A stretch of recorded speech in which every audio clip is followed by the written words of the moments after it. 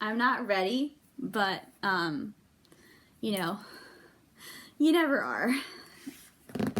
I apologize for how the sun's gonna be shifting. I need sunlight. I'm a plant. Or a cat. Probably a bit of both. Just keeps slipping. Also, my iPad is currently sitting on 3 books. The Two Towers, Aurora Burning, and Dune. Let's see if I can get it to keep focus on my face so that hopefully when the sun starts creeping, it'll still get focused on my face and not on anything else. Didn't the next Aurora book come out? I should probably check that out at some point. Funny thing is, I got this one as a gift, but I don't have the first one. I read the first one on audio. I feel like I ended up reading the second one on audio as well. I mostly do audio. Only like in the last few years have I really started getting back into physical books because of, you know, ADHD and skipping. And it's annoying. I'm way too worried about something happening to Camilla because I thought I saw something weird when I was flipping through and trying to find how long this next chapter is. So we're not going to do that again. Chapter 23. It's got a 6th house skull, which doesn't bode well. Just doesn't. It doesn't. Okay, everything's fine. I'm fine. My hair is pretty. I'm not gonna cry. I mean, I might, but let's focus on the pretty things, the good things. Okay. I'm anxious. I don't know how well Nona's gonna be Harrow. Let's just get distracted by how pretty my hair is because I just re-dyed it a few weeks ago. Okay. Nona crossed the black and white floor beneath the electric lights. There was a big red carpet square laid out in front of the dais, so she stopped at its threshold and she got a less short-sighted look at Prince Ianthe Nibirius. The prince suddenly came down off the dais and walked toward her briskly, and Nona inadvertently took a step back. This stopped. Okay, I finally have something that'll keep me from reading the rest. I'm gonna have to frickin' like go by line by line because I'm already skipping. Also, a benefit to this is this card has a fantastic texture right here, given to me by my friend. She gives the best thank you notes, and also, so hopefully the sheep will calm me down. Nona inadvertently took a step back. I could have just used the envelope, but the card's better. Now the envelope's gonna bother me. I'm fine. Everything's fine. As fine as it can be. Nona inadvertently took a step back. This stopped the prince. Look at me, she said. Nona said and did nothing. She swallowed, but felt it was all right to swallow. Harrow Hark probably swallowed every so often. The prince said, "What you've done is ridiculous. It can't work. This can't be your handiwork. Not that I'm not impressed. Sure, you look dreadful, but I've had to turn up in some old thing from last season." Do you mean Babs's body? Crown made a small noise in the back of her throat. The prince turned to her and said a little accusingly, "You didn't tell me this little detail. Has she been blinded this whole time?" "I told you she was here," said Corona. Her eyes were red-rimmed and her eyelashes looked a bit too sooty. "I left out the details. So what?" "There is so much you are not telling me, and it makes me so cross," said the prince. "You see, my emotions are being expressed through through 2 nervous systems, so I really don't know what to do with them. I've been in Babs's body for nearly 3 whole days. I hate it. Come on, Harry, don't you have anything to say for yourself?" "No," said Nona. "I don't know why I asked. I knew the answer." "Ah," she said as Camilla caught up and stood at Nona's elbow. "The dullest prodigal son returns. Those aren't your glasses, Hecht, and I am amazed you're permitted to wear them." "Noted," said Camilla. "Well, never mind. It's just curious is all. How's it hanging, Hecht? How's tricks? Getting used to life without your necromancer? Going to parties, self-actualizing, reshaping your identity? I don't suppose you had much scope for it before." Crown said a little warningly, "Ianthe, don't push it." But Camilla said, "I don't care." "I love it when people don't care. said Prince Ianthe warmly. Don't care was made to care. Don't care was hung. What the fuck is that supposed to mean? Also, I'm sorry that it's jiggling, but, you know, it's not very stable. I'm gonna see if I can, if I hold the book, I'm holding the book on the edge of the desk like this, and so every time I move it, this moves. Maybe if I can keep the book flat. It still moves. I'm sorry. I don't know how you dealt with this last time, so, I can't just hold it in my hands without leaning it on any. I mean, I can try for a little while. Okay, let's see how long this works. My arm's gonna get tired. Really, why should you care? Who cares what I think? I'm only a lictor, a sacred fist and gesture, holding the power of life and death. Having ascended to the state, you're a pompous, moralizing blowhard of a necromancer disdained, whereas you're the big girl who made the sixth house secede. Tell me, do they love you for that in the blood of Eden? You don't need to answer. I know how the field lies. I keep moving my forehead, and this keeps slipping down. What's happening to you, my friend? Why have you stopped being normal? Everything's fine. Corona's the beautiful and talented token. You're the grim weirdo who never realized the price of revolution. And I suppose Harrow's nursemaid. Well, that must have been nice for you. She is a sexist's tedious distaff counterpart. Oh, come on, Harry. Really? No comeback? No, said Nona. Well, this isn't turning out how I wanted it to. I thought you and I would share a couple of saucy quips. I thought you'd come in here demanding the body of your cavalier.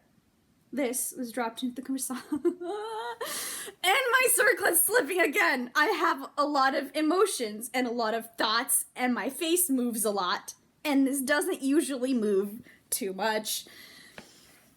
Oh, dear God. Is this angled weird?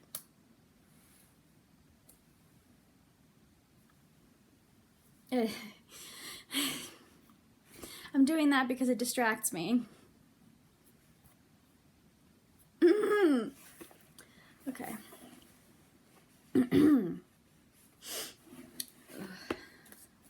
Yeah, I don't think I'm gonna be able to hold it. We'll see. I'll see if I can just like hold this and not touch the book. Okay. This was dropped into the conversation like a bomb. Nona let her gaze fall straight forward blindly, not reacting at all and not knowing how to.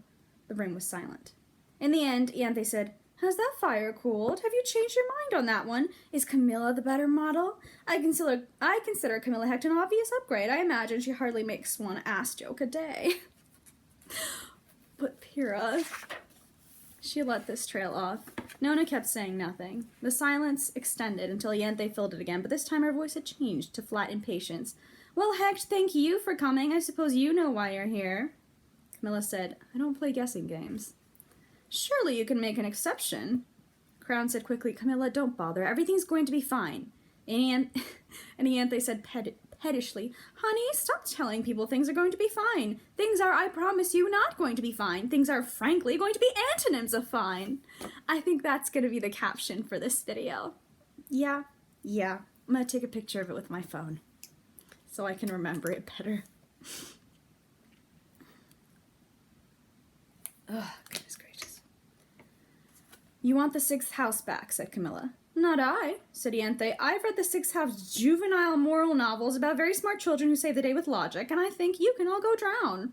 No god wants the sixth house back badly. It was unfortunate timing, you know. First we hear that the sixth house facility is missing. Teacher assumes it melted as a result of a little domestic drama, which sends him off wallowing all over again. Then we find out it really is missing, not burned. Who knew the whole station was portable and built to propel itself wherever it wanted?" That's fantastic. Wait, which is the sixth planet? Earth, Mars, Jupiter, Saturn, Neptune, Uranus, Pluto. Saturn? They're on Saturn? That's cool. I love that we never address this. Just, unless I am like 100% wrong, which I don't think I am. It never really gets addressed. Oh, good God. wherever it wanted. Not a thing to feed the troops on, I must say. How'd you get it through a stele? With the weight of that thing, you'd never survive river displacement. 532 obelisks, said Camilla. Really? I'd guess in the 600 range. Deleterious effects past 550. What'd you compensate with, purely out of curiosity? Prefer not to say, said Camilla. Boot that, said Anthony Nibirius. Oh, well, I'll have to ask one of the members of your oversight body. Whichever one I pick for asking questions, that is. We really don't need all of them. That's great. Just love that. Love that. Just love it. Nona's eyes were beginning to itch. It was very hard not to rub them. She focused instead on Crown, who was saying in tones that sounded very reasonable and deliberate. Anthe, you can't get away with killing off the entire governance and administration of the Sixth House. Watch me. No, I've told you before, if you're already dealing with more morale failure, you're much better off leaving them in place. Put them under secret house arrest if you have to, come up with some incentive, get them to see reason. If you kill them, everyone will know. Nobody will know, said Anthe. Nobody knew that you and Deuterus and Heck didn't die at Canaan House, but everyone knows about the day Dominicus flared. The houses will celebrate any scrap of the Sixth they get back. Very tragic that all 16 members of the Sixth House leadership died, but that's how it is. Don't be a dolt. The Six are so clannish, so set on systems, you'll never truly have them again. It's called the boot, darling, the prince said patiently. Did they teach you nothing in that terror cell of yours? It's called applying the fucking boot. And I'm going to teach God all about it. He's been very hands-off for the past myriad, lazy, frankly. And now he's reaping what he sowed. It's called fear. I've seen fear and I understand it now. And I'm going to be wonderfully versed in its transmission. I am the saint of awe. Heck, you're smiling. It keeps moving and it's bugging me. I might just take it off, we'll see. Nona, astonished, turned to Camilla without thinking. She tilted her head back immediately, afraid of being caught out, but by then she had seen Camilla's face. Camilla was smiling, an easy, loose little smile, as though she were listening to a story. She said, yes. Share the joke with the rest of the class. Share the joke with the rest of the class, Anthe demanded. Does God know where the Sixth House left? I'm assuming some grisly moral reason that you're about to impart, said Anthe, and I want to warn you against sounding like a tract. I don't know what that means, but okay. The Sixth House, said Camilla, doesn't move for moral philosophy. Anthe Nibirius spread her hands wide in impatient supplication. Then for what? So much panic and mess and drama, for what? Cassiopeia the First left us instructions years ago, said Camilla. We left for a lictor. I don't know what that means, but I guess it's important information, so we're putting it purple there. Why did they? We are getting a lot of information. For the first time, Prince Anthe Nibirius' mouth dropped open, giving Nona a dim view of exquisitely white and even teeth. Oop. Sorry, I gotta crack the spine. It's gotta lay flat. She flounced up the dais, threw herself back into her chair. The dead bodies jerked their left hips convulsively, all in unison, like the kind of dance... Who are the dead bodies again? I can't remember. Give me a second.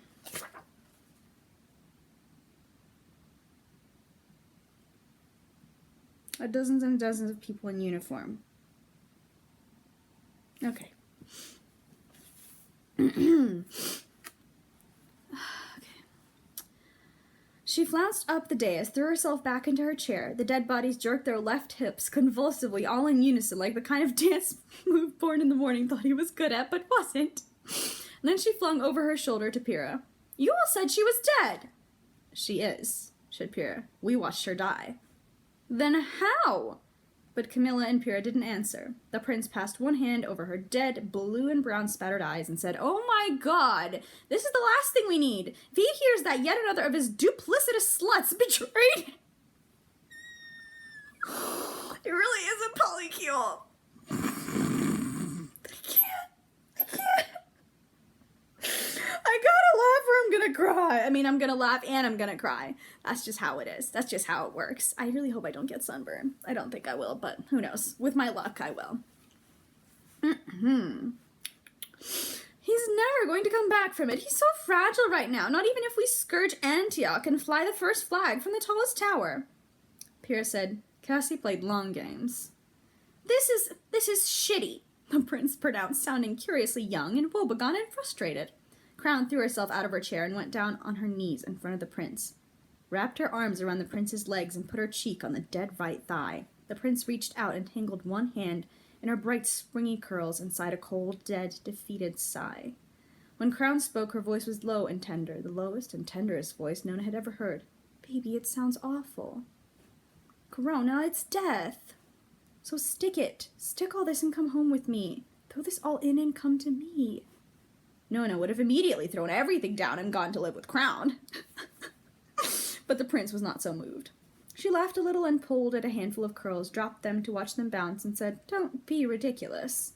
But Crown did not relent. Come to me, I need you. We've been apart for such a long time, Ianthe. They took you away from me. They took me away from you. Let's let them hang and go off on our own. Drop Babs. I'll take that shuttle and meet you wherever you want to meet me, and we'll go. We'll start over.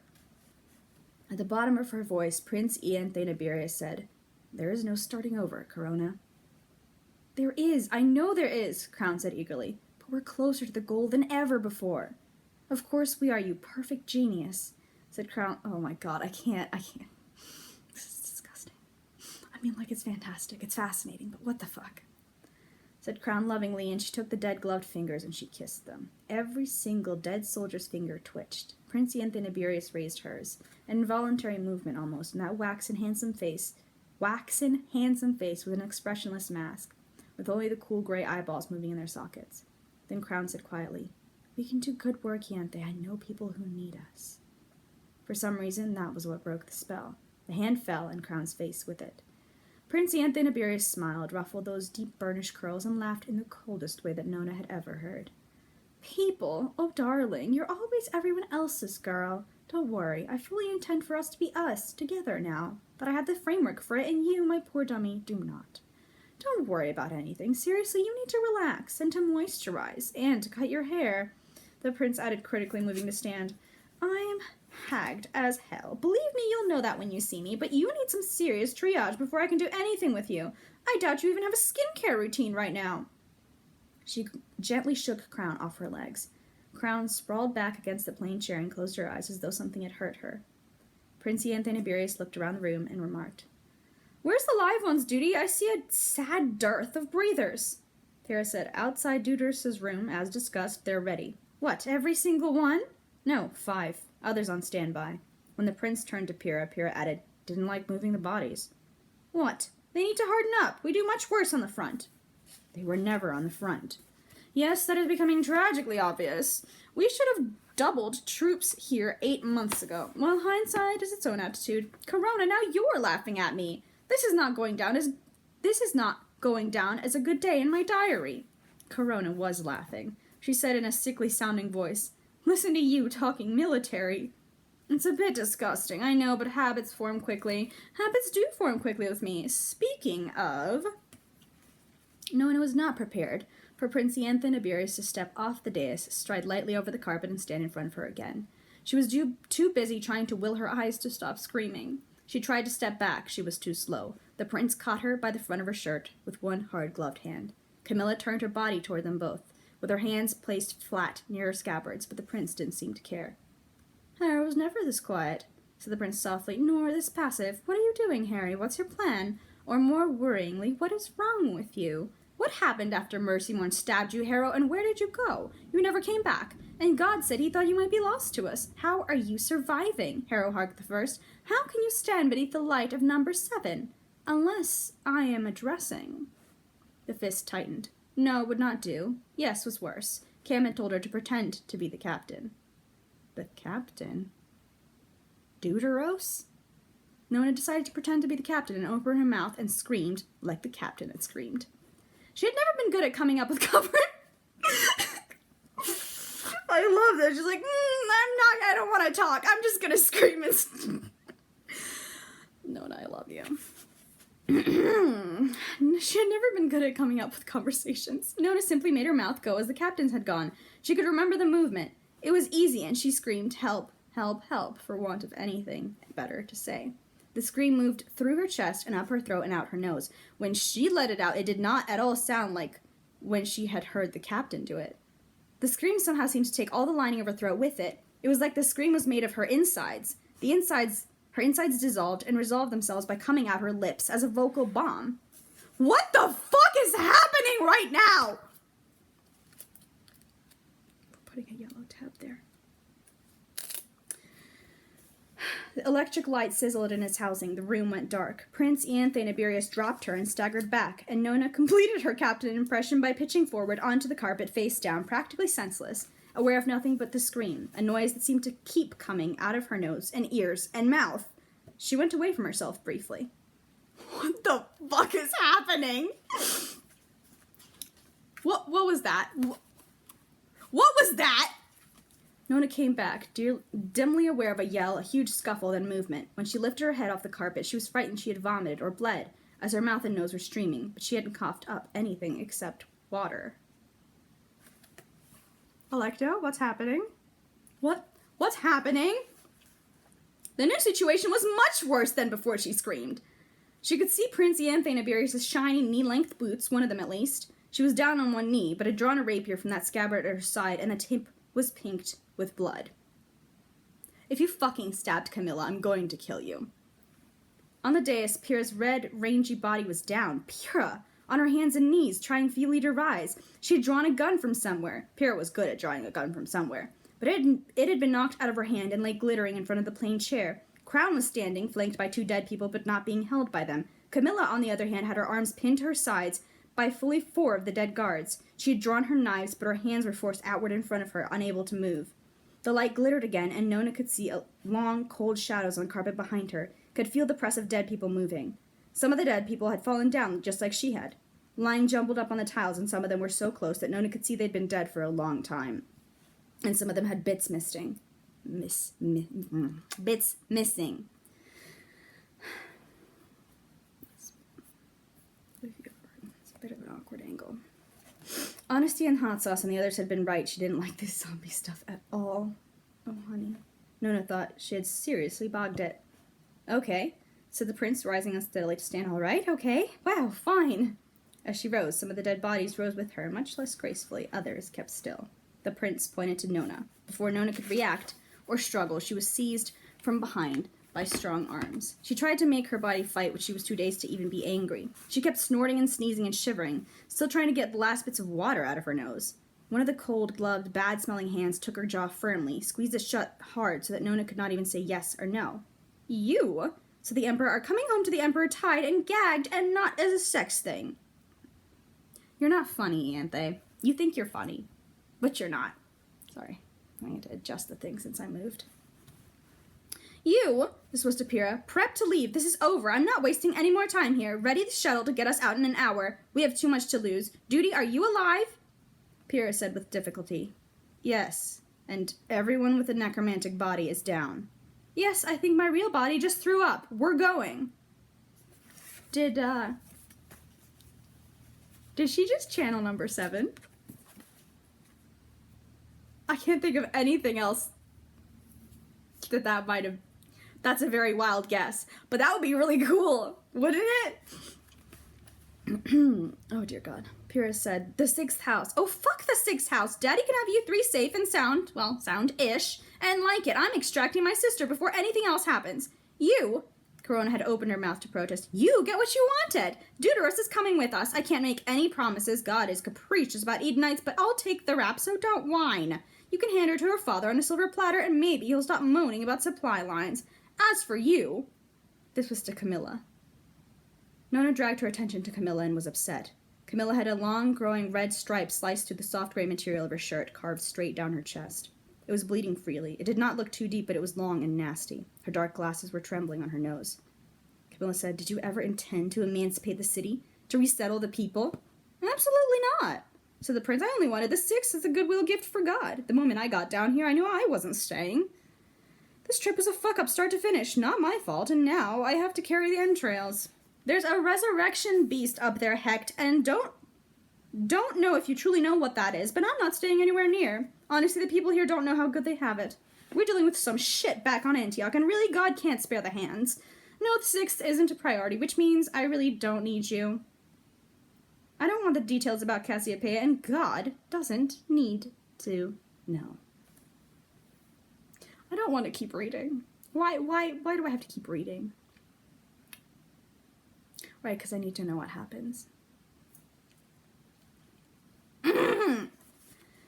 Each last word was punctuated with a rise in volume, delivered like she had a mouthful of seeds and was spitting them out one by one. There was a pause afterward. Nona saw that Pyrrha had dragged herself to stand. Crown had advanced forward a step, and so had her bodyguards. The prince sighed. She said, "So you see, Hector, you're a bit superfluous. And you got inside my guard quicker than I liked. So here, I'll make you an offer. I can kill you here, or I can take off your arms and your legs, pack you up for interrogation, and kill you later." "Psychological," said Camilla. "Familiar." "Yes, you remember, don't you? You intervened for me with Cytherea the First. You saved my remaining arm and my legs, I'll give you that, but you weren't so quick off the mark that you saved my arm, so I admit a great seething well of deferred and probably unjust anger towards you." Camilla thought about it. "Sorry," she said. "Camilla, I love you." "Apology not accepted, asshole," said the prince brightly. "So what do you want? I can kill you now, or I can settle some old ghosts by disarming you and disliking you." Crown said, strangled, "I will never, ever forgive you if you do this, Ianthe." "Traitors, Corona, remember?" said the prince. "You're all traitors, so I've got to pick my battles. You're my sister, so you're my priority. You won't come without your captain, Deuteros. I've given you one thing you wanted very badly, and as per usual, you only want more. Someone's got to pay the piper, dear. One way or another. Hecht, you can't say I'm not being fair." Camilla said, "You're consistent, I'll give you that." "Yes, thank you. Nice to be acknowledged. And now, head off, or arms and legs off and head later. I don't mean to sway you, but I've done arm off and it ruined my day." Bitch. Camilla thought about it again. She thought about it for so long that Nona assumed for a moment she was really considering these options. "You challenged the Sixth for its keys," she said eventually. "You named the time, you backed down, but I had right of reply. We didn't consent or eject. I accept the challenge of the third." Fucking hell, Camilla, I love you. Oh my goodness gracious. Oh my goodness gracious. Oh my god, I don't know what goes there. Purple? Blue for personal favorite. I'm gonna get hot, aren't I?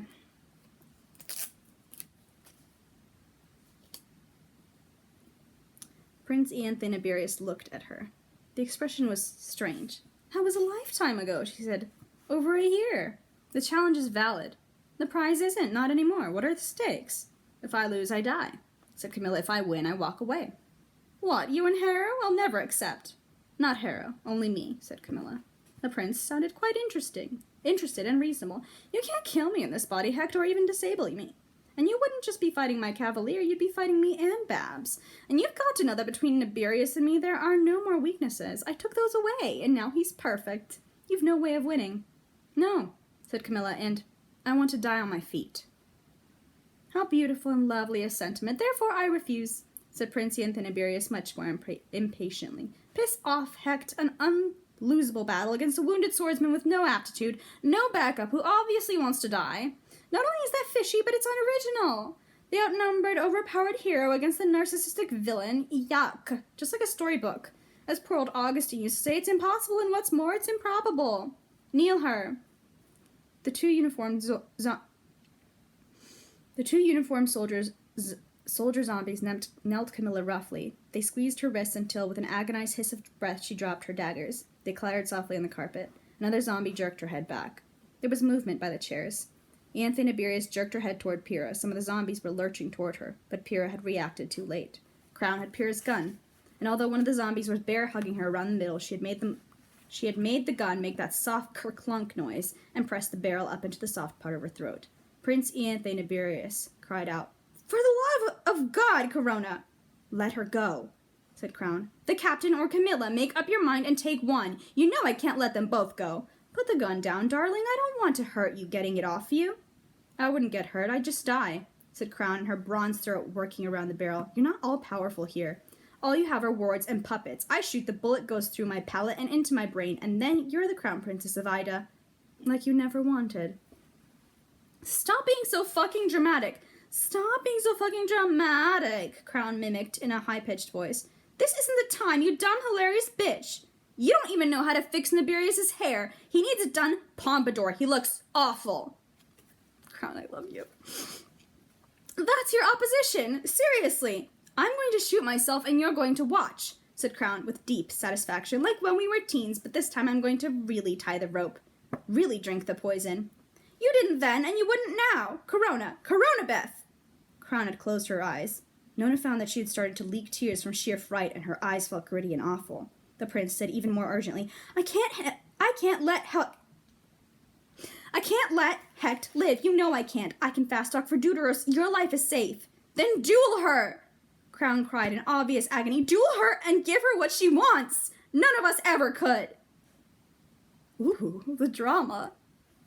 I don't know what that means, but it, we're gonna put a purple there, because, it's not fair. You're going to be mad at me when I kill her. It's going to be a massacre. I won't. I swear I won't. Just fight fair. I'm a lictor, for fuck's sake. You can't get a fair fight between a flea and a flak cannon. Don't know what that means, but okay. You watched her annihilate Lieutenant Dias. Little girls playing with sticks. If my league exploded, you wouldn't hear the boom in their league half a myriad. I've become 3 times the swordsman Babs ever was. Crown was pleading. One fight, one last duel. You challenged her with Babs, you know. Back on Canaan House, I didn't do it, so follow through, for me. You always do things for me, don't you? My heart's own. My necromancer. Prince Ianthe Nibirius shuddered. Drop the gun, and I'll do it. Crown hesitated. The prince stepped back from Camilla, one step, then another. Crown fumbled with the gun. It made a backward clunk-cur, and then she dropped it loudly to the tiles, where thankfully it did not go off. Prince Ianthe Nibirius' shoulders sagged forward. So did the shoulders of every zombie still standing, including the ones holding Nona. This loosened her grip a little bit, and she was able to breathe out. Her nose and eyes were leaking. The zombies clutching Corona dragged her back to her seat and sat her down, not gently at all, and they held her wrists flat to the arms of her chair. Another zombie took their booted foot and punted the gun to the other side of the room, where it skidded over the tiles and disappeared into a pile of rubbish. Nona watched Pyrrha's eyes follow it. Fine, said the prince petulantly. Fine! And she turned around and she stalked to the center of the carpet. The time and place were named, she said. Now and here, Corona, you arbitrate. Nona watched Crown's throat work. There was a bright, dark red mark there from how hard she'd pushed the gun into her neck.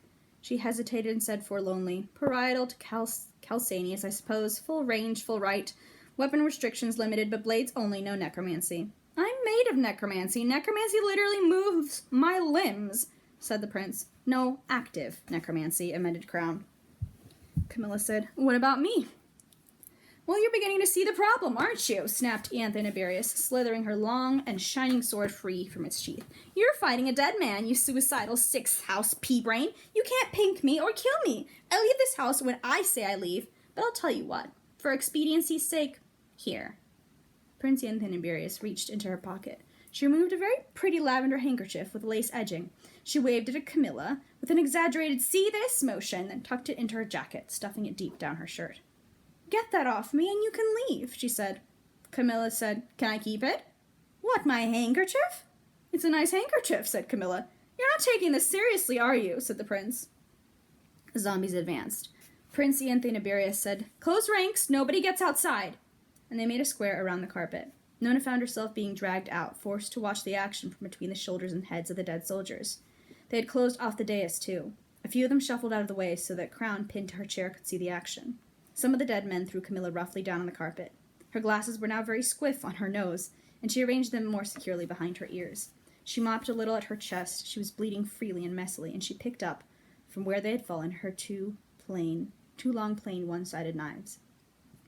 Camilla shook out her arms like they were stiff, and she rolled her head from side to side, cheek passing across her chest, and she relaxed. Nona wanted to scream again, but she was dizzy.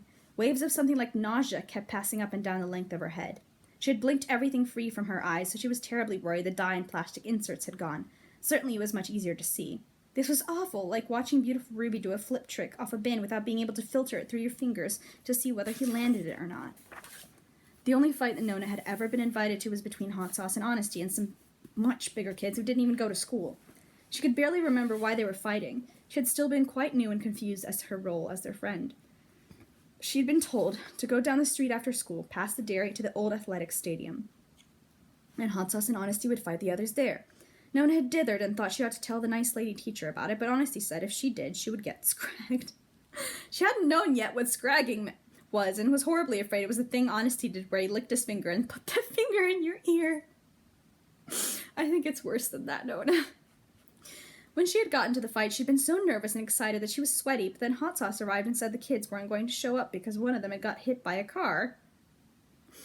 Honesty said, "Oh-ho! Who did you pay?" And Hot Sauce said, "Nobody, because I drove the car."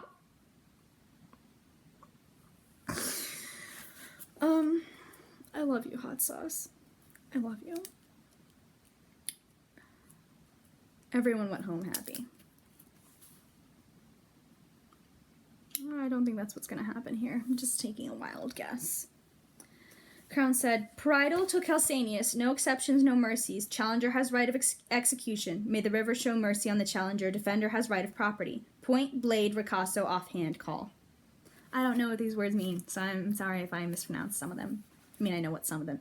I'm assuming those mean bones at the beginning, but I don't know all the names of all the bones. I'm not Harrow. Cam called out, "Camilla the Sixth." "Anther the First," said the prince. "3 paces back," said Crown. "Turn and begin." When Crown said begin, Nona expected Camilla and the prince to rush at each other. They didn't. They circled each other instead like they were beginning a dance, and weren't fussed about starting any time soon. Camilla kept both her hands tucked up close to her chest, knives high as though she wanted to defend her head. The prince's sword was held forward, light and ready and slender, gleaming under the light bulbs and red where its polished surface reflected the carpet. It seemed too pretty to do any harm. Camilla said conversationally, "No offhand? I didn't mean to take anything to this planet I couldn't replace," said the prince. "I shouldn't have bothered. Why 2 knives?" The prince stepped forward and flicked in and out, extending something and then snapping back to the same place she'd been standing, like a shadow jumping up a wall. Camilla did a graceless little shrug step to one side. The prince cocked her head like a bird, then jabbed her sword down towards Camilla's thigh, but Camilla had already moved one of her knives to meet it, so the sword just went ching. They circled another couple of steps. The prince jabbed again. Camilla's knife went ching again, up near her heart this time. The prince exuded the dispassionate curiosity of a child poking a dead cat with a stick. Camilla was focused, like the prince was the only thing she'd ever been interested in. "This is all some dreary attempt at stalling," the prince began. "I'm going to be annoyed." She tried another jab, this time with a hint of petulance. It went clang, not ching, because Camilla hit the prince's sword hard with one of her knives. The tip of the sword swung wide, and Camilla lunged with the other knife, aimed at the prince's belly. The prince seemed to flex to the side, making her body flat, and simultaneously snapped her sword head inward, so it caught Camilla on the side of the head. Camilla staggered, and backed hurriedly away as the sword tip came slicing down past her shoulder. She kept stepping back until there was several paces between the two of them. Nona understood innately. This was not a good sign. "You've got better," said Camilla. "You've been training with someone who knew what they were doing." "You've gone to pieces," said Prince Anthonyberries. "Oh me, oh my, the local's not much good for sparring." Nona squeezed her eyes shut and tried to control her breathing, tried to ignore the horrible glove clamped over her mouth. She wished she could get one good, deep lungful of air that didn't smell awful. She felt as though if she could stay calm, that would somehow make Camilla calm. And if Camilla could stay calm, everything would still be okay. There was another ching, another clang, then a scuffle of steps on carpet and a huff of breath that sounded like Camilla's. Nona's eyes flicked open. They were still facing each other, closer now. Camilla crouched a little with her knives crossed, the prince regarding her with that same dead cat analytical gaze. "No," the prince said. "No, this is a bore. I'm afraid a disappointment all around. How like the Sixth to take the fun out of suicide." Camilla flipped the knife in her left hand so she was holding it backward, which under normal circumstances Nona would have found enormously exciting and cool. She slashed upward with the other knife, and as the prince stepped back disdainfully, Camilla rose up to her full height and swung her right arm back over her shoulder like she was going to try to chop something in 2 pieces. The arm whipped forward. There was a blur of confused motion and a wet thud as a knife grew out of the chest of a dead soldier. The prince had moved rapidly to the side, so the knife didn't hit her, and Camilla had ducked the same way and was driving inward and upward, left hand first, blade flashing back round into a normal grip as she came. For a moment, Nona could see the shape of it, like the shape a mouth made right before the sound came out. Camilla had put herself behind the prince's sword, so there was no way the prince could get the blade round into a position where it could hit her. Her hand was swinging round towards the small of the prince's back, and the knife flip meant her arm was going to end up longer than the prince would be expecting. It wasn't quite clear how Cam was going to get the handkerchief, but presumably she could think about that once the knife was safely stuck in the prince's body. Then the prince did some sort of complicated dance step back, bringing her sword close against her chest, and she kicked out with her front leg. Not like when Honesty tried to kick a tin can off a fence post, just a little sharp shove with her foot down low, like she was scaring off a stray cat. Camilla's leg folded and her lunge collapsed in on itself. She dropped to her knees and started to roll backwards, landing awkwardly on her left arm, still holding the knife. She'd braced one foot against the floor to push herself off and up, and the prince simply turned to follow her motion, flicked the sword up, and struck decisively downward. Nona stared. Camilla sprawled on the carpet. Her empty right hand was grasped round the prince's right wrist. The prince's right wrist turned into the prince's right hand, and then into the prince's lovely thin sword, which ran all the way down into Camilla's belly. The point was somewhere quite far inside Camilla, and Nona couldn't see it anymore. You really don't know when to throw those things, do you? Said the prince a little sadly. Camilla said, match to the 6th. And they said, what? And then her eyes rolled backwards in her head, and she fell. What just happened? What just happened? Okay. What? Obviously, I'm going to keep going. I'm not even going to bother trying to look how long these chapters are, because I'm going to spoil myself mildly with something, probably. Or I don't know. We'll see. It's 4 p.m. I don't have to be anywhere until 6:30. 6. So it means I have to leave at 6. Mom won't mind if I'm late. Anyway, chapter 24, and it's got the Gideon skull. So, has the Gideon skull always had the 9 on its forehead slashed through or not? I don't know if the Gideon skull has showed up in this book yet. I guess I'm going to look at the beginning again.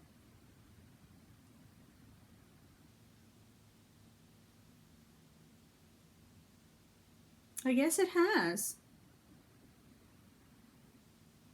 In the inside cover, it's slashed everywhere, so either in this book it's always slashed, or... I'm just gonna keep reading, okay? I'm gonna keep reading, okay. Every zombie soldier in the room crumpled up like Kevin had tipped them out of the soft play box onto the classroom floor. Nona fell with hers and suffered the incredibly disagreeable experience of 2 big dead people landing very hard on top of her and in no way becoming less heavy or less dead. Nobody came to help her. Everyone ran to Camilla. Nona didn't mind at all, except that she wanted to run to Camilla herself. Camilla had risen to her knees. The sword was driven through her midsection like a kebab with just one thing on it, and she was grimly, solidly holding the hilt steady, her dark hair sticking on her sweat-stained face. Crown had tumbled next to her in a handsome heap and was trying to hold the sword steady from the other end. With the presence of mind to wrap her hands in the dress so she didn't cut herself to ribbons, she kept saying, "Stay with me, Camilla, stay with me," until Cam murmured wetly and thickly, "Not going anywhere." "I'm holding you to that," said the body of Ianthe Niberius. It sat up all of a sudden, like Nona getting woken up by the sponge, only all at once instead of in state. Woken by the sponge? What? Did I know that? Maybe. I'm being very loud, but, it's my natural state of being. Sorry, not sorry. It jackknifed in 2. Pyrrha had rushed to retrieve her gun the moment all the soldiers started toppling like dolls. Now she walked forward, holding it in both hands, and released to safety her aim on Ianthe. Then she saw something that Nona couldn't. She lowered the gun. She said, "You fucking legend." Ianthe's body ignored her. It grasped the hilt of the blade that was buried in Camilla's body. Camilla did not look up, but only said to Pyrrha, "It's missed the pelvis. Take it out." "It's still a gut wound," said Ianthe's body. "You'll be out of commission." Is that Balamides? I can only guess.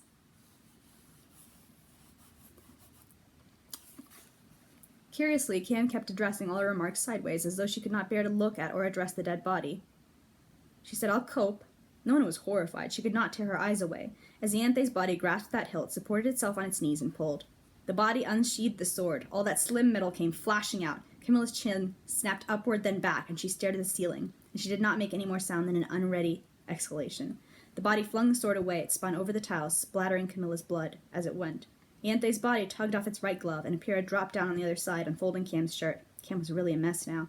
Crown said, "I'll get bandages," and left Cam propped up by Pyrrha and Ianthe's body. Camilla didn't like this. She said roughly, "Give me space, I've had worse." Pyrrha moved away, wiping her hands on her trousers, but Ianthe's body didn't. It placed its arms over the flooding wound in Camilla's side, and Cam's chin lolled on her chest. Her breathing was wet, then still and quiet. Ianthe's body said, "Won't you look at me, Camilla Hecht?"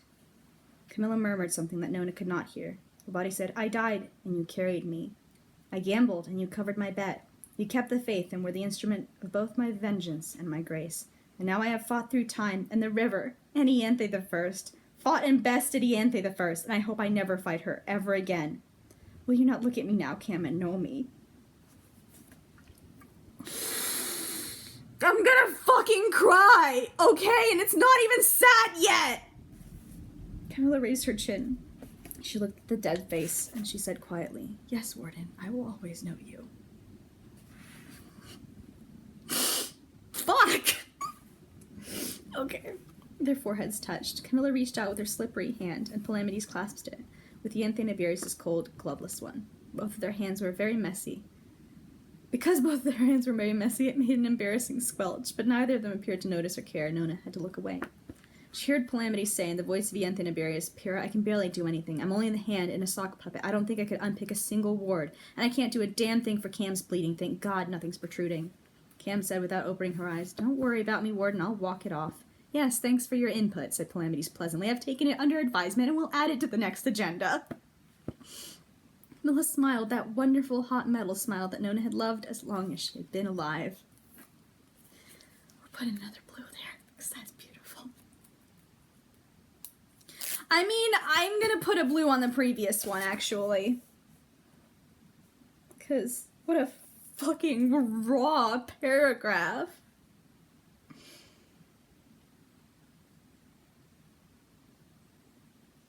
I'm gonna cry. I'm definitely gonna cry when I listen to this in the audiobook. My God. Whew. Okay, I guess we're gonna put green there. For pretty. Camilla smiled. "Jackass," she said. "Don't try anything thalergenic, Sextus," Pyrrha said. "Focus on the big picture. We don't need fine-tuning. All you need to do is read the body you're in. It would have touched the corpse. Discounting this room, there shouldn't be any other remains. Where'd she stash it?" Palamides took off the other glove on Ianthe Nibirius' dead hand. Lacey, the one who can tell where objects have... I haven't read the first book in such a long time. I can't fucking remember what their specialties are anymore, other than ghost speaking for Magnus and Abigail, obviously, because Anonius. I'm guessing he can tell where... Oh yeah, I think I remember now. Okay. Okay, let's just keep going. Okay. He blindly grasped about, trying not to dislodge Camilla, and put that hand on the tiles. He had to think about it, but then he said, "I can't get fine details. There's some kind of corpse stashed in a downstairs annex room. 2 lefts will bring you to a corridor with Ianthe's fingerprints all over it. Then there's remains, and that's the only corpse sig for 200 meters, which doesn't really account for it. Sextus, I was in the military. That's not fine details. It's a full intelligence briefing," said Pyrrha. "Good. Go and get Gideon's body. Take Nona." Poor Nona. Dig her out before she's squashed anymore. "Thanks," said Nona. "But you're..." "Pyrrha, we have no time. Ianthe's still alive and kicking up here." Ooh. Palamides tapped his perfectly coiffed head. Crown had emerged from a side door, clutching a hard-shell plastic box, crossing over to join them. When Palamides said alive, she nearly dropped the box. Her expression was terrible. Pyrrha said, "Sextus, that wasn't wise." "Probably not," said Palamides, "but I fought Ianthe Tridentiris within an inch of our lives inside her head for a long, long time. How long did it take out here?" 4, maybe 5 seconds, said Crown, ashen-faced. "Lucky you. To me it was a little longer," said Palamides with a slight smile. "Would have been a disgrace to kill her. No, Cam, I mean it. I currently have more respect for Ianthe than she ever won from me previously. I'm going to hold her back as long as I can, but if I hold her for more than an hour, I'll be astonished. Your Highness, go and get Captain Diros, then meet us back here."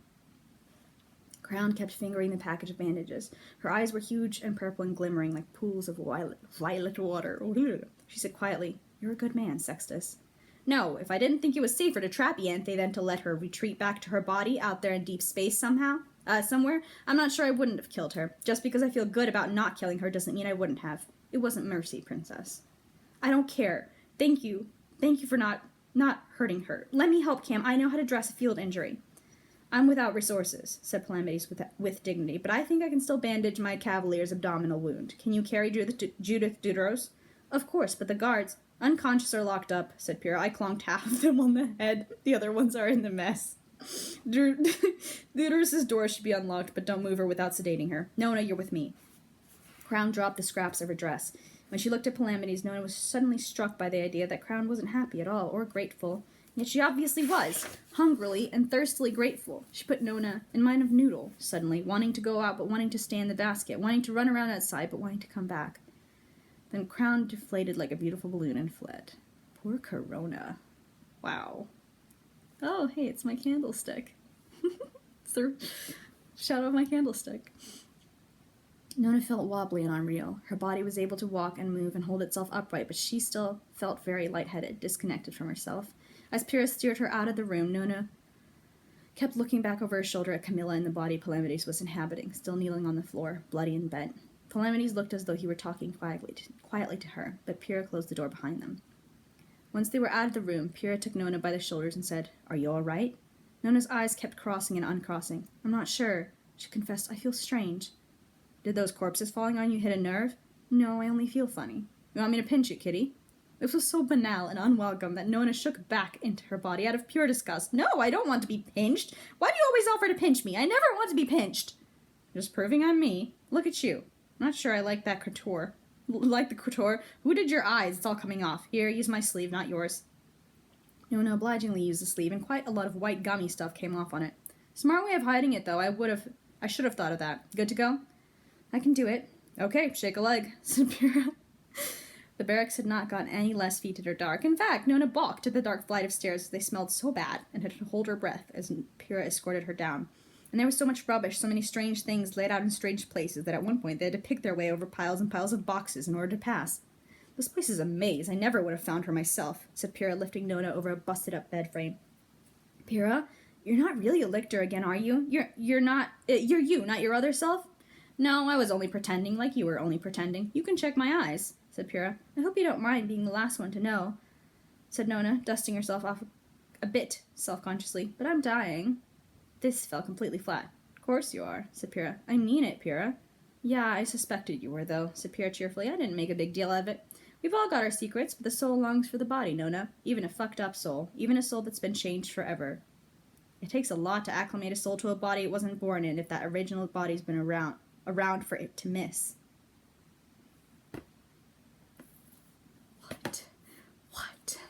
What is happening?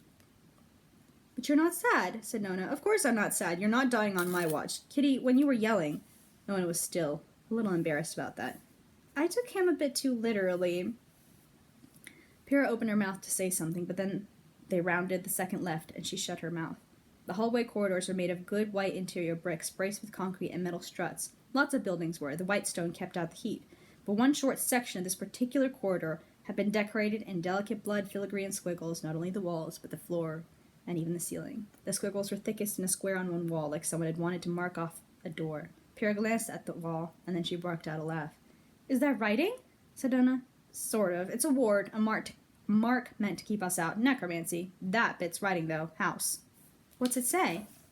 Pyrrha pointed. "Don't go through here," and pointed again. "I mean it, idiot. You will disintegrate." A bit obvious. Everything else was good and paranoid. These things are all over the barracks. Her bedroom, the shipyard, the downstairs tunnel exits. Some of them were blinds, though. She never trusted me fully. The corpse must be down here. "Okay, what's the trap?" Pyrrha took up a piece of trash from a box that had half tumbled over, a piece of broken pipe, and tossed it underhand toward the door. It shivered into bits before Nona's eyes, and a fine patter of dust came out the other end and dribbled on the corridor floor. "It's a shit version of Mercy Morn's old entropy trap," said Pyrrha. "Not half as good. Done entirely through wards. Brilliant. But entirely reliant on wards. Fucking ridiculous. Good at keeping people out, though. Almost impossible for anyone but another lictor to break. See what it's made out of? That's blood. Blood wards age, and they burn out if you make them work too hard. And I'm sorry, Nona, but that's where you come in." Nona didn't understand. "If you want us to stand here chucking stuff at it, we'll be here all day." "Nona," said Pyrrha, "your regeneration ability is 1,000,000 times better than any normal lictor's." "Why? What? How? What's happening? What's happening?" "None of them could regrow the way you do. I'm not sure you've got a limit, not with the kind of damage you've come back from. So I'm really sorry we're going to have to use you, and it's going to hurt like fuck. I wouldn't ask you to do this if we're not literally the most important thing in the world." Nona found herself giving a fluttery sigh. She felt a little bit envious and a little bit weary. What's so special about this body we're going after anyway? "In general, she's the key to a door that's been kept locked for 10,000 years, said Pyrrha. "Personally, she's the last thing I have left of a woman I tried to trick into loving me and got played myself. And for you, she might be you, Kitty." God damn! That's another kicker.